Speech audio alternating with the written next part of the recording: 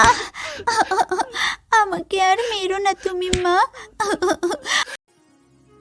Hello বন্ধুরা, আজকে তোমাদের শোনাবো এক অত্যাচারী সৎ মায়ের গল্প। শিখাদের গ্রামে মিলি আর ঝিলি নামে দুই বোন বাস করত। মিলি খুব আদর যত্নে বেড়ে উঠলেও ঝিলি খুব কষ্টে জীবন পার করছিল, কারণ ঝিলির সৎ মা দিন রাত তার উপর অনেক অত্যাচার করত। একদিন ভোরবেলা ঝিলির সৎ মা রাবেয়া রেগে মেগে ঝিলির রুমে যায় এবং সে গিয়ে দেখে ঝিলি তখনও ঘুমাচ্ছে। এত বেলা হয়ে গেল, নবাবের বেটি এখনো পড়ে পড়ে ঘুমাচ্ছে। ঝিলি, এই ঝিলি। কি হয়েছে মা?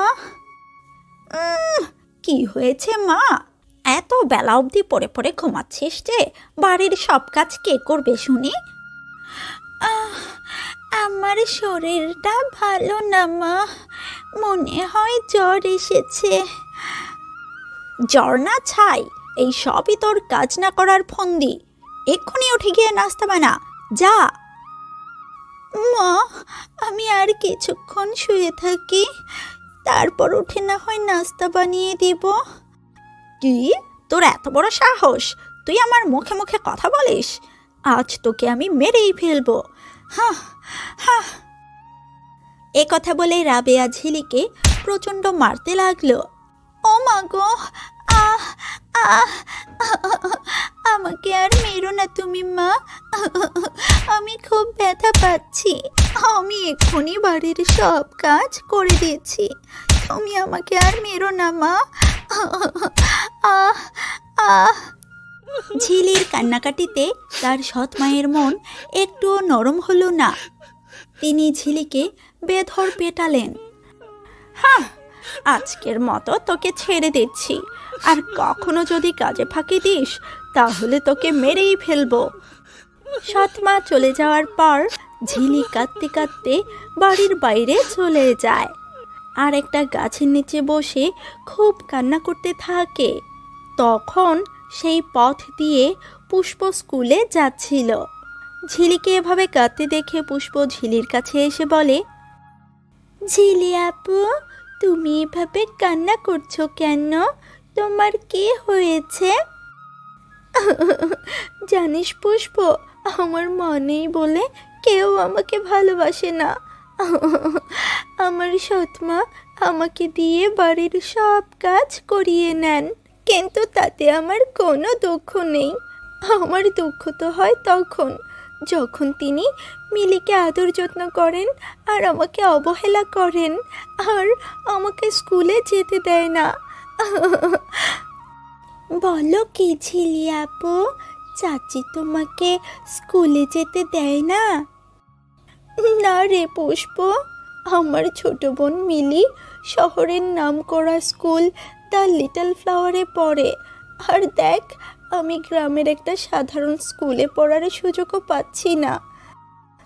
ঝিলি আপু, তুমি আর কেঁদো না তো, আমি স্কুল থেকে ফিরে এসে শিখা আপার কাছে যাব, আর তোমার সমস্যাগুলো শিখা আপাকে জানাবো। তুমি দেখে নিও, শিখা আপা অবশ্যই কোনো না কোনো উপায় বের করবেন।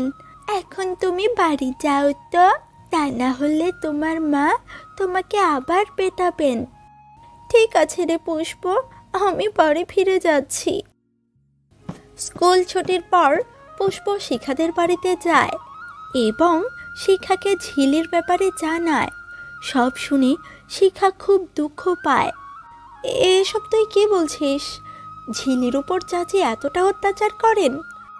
হ্যাঁ শিখা আপা, ঝিলি আপু আজ অনেক কান্নাকাটি করছিল।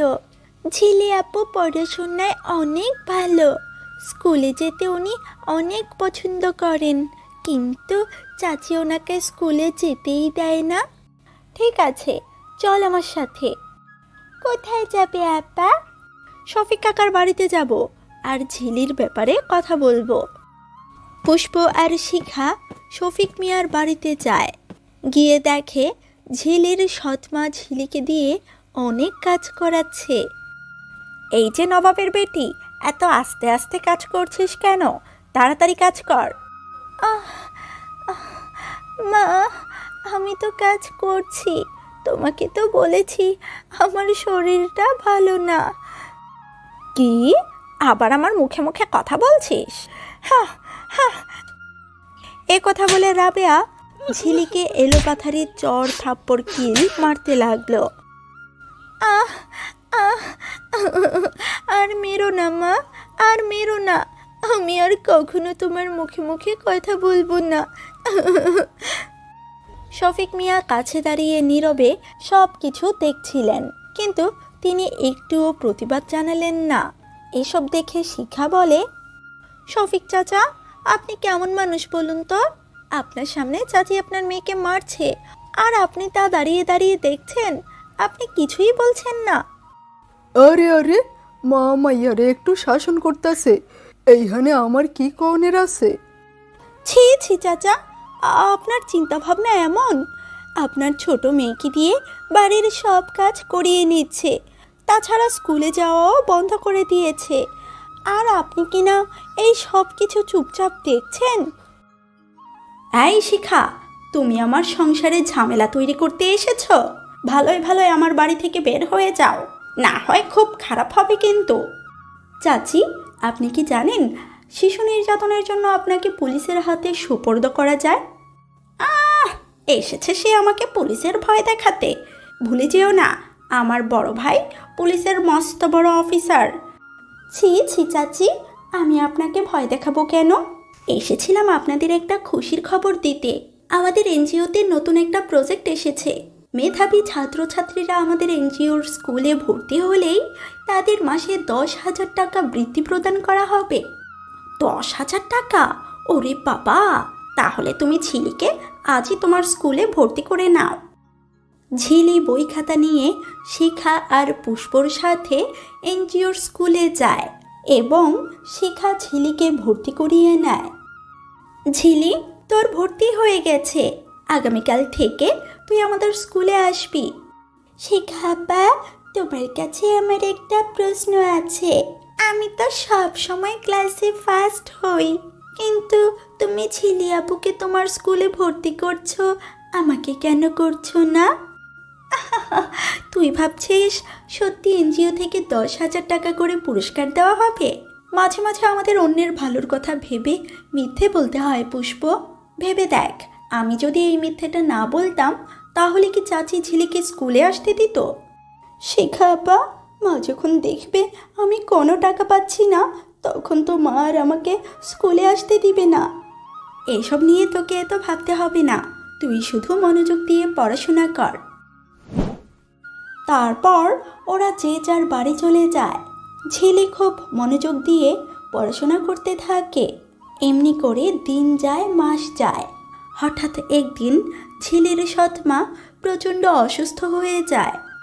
মারে, মা মিলি, আমি শোয়া থেকে উঠে বসতে পারছি না, আমাকে একটু ধরে বসা না। মা, আমাকে এত বিরক্ত করো না তো, দেখছো তো আমি টিকটক করছি। মায়ের কথা না শুনে মিলি টিকটক করতে থাকে, আর তখনই সেখানে ঝিলি আসে। মা, তোমার কি হয়েছে মা? মারে, শরীরটা খুব খারাপ লাগছে। ভয় পেও না মা, আমি তোমার সাথে আছি। ঝিলি খুব মনোযোগ দিয়ে মায়ের সেবা যত্ন করতে লাগলো। এমনি করে 7 দিন কেটে যায়।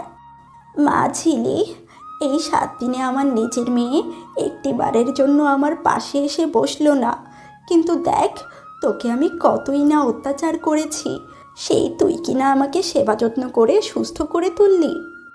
এসব বলো না মা, আমি তো আমার নিজের মাকে দেখিনি। জ্ঞান হওয়ার পর তোমাকেই মা বলে জানি, তুমিই আমার মা। ঝিলির এমন কথা শুনে রাবেয়ার চোখে পানি চলে আসে। সে তার নিজের ভুল বুঝতে পেরে খুবই লজ্জিত হয়। তুই পড়াশোনায় কতই না ভালো, আর আমি কিনা তোকে এভাবে অবহেলা করছি। আমি এনজিওর 10,000 টাকা চাই না। কাল সকালে আমি তোকে লিটল ফ্লাওয়ার স্কুলে ভর্তি করে দিব। রাবেয়ার মুখে এমন কথা শুনে ঝিলি খুব খুশি হয়ে যায়।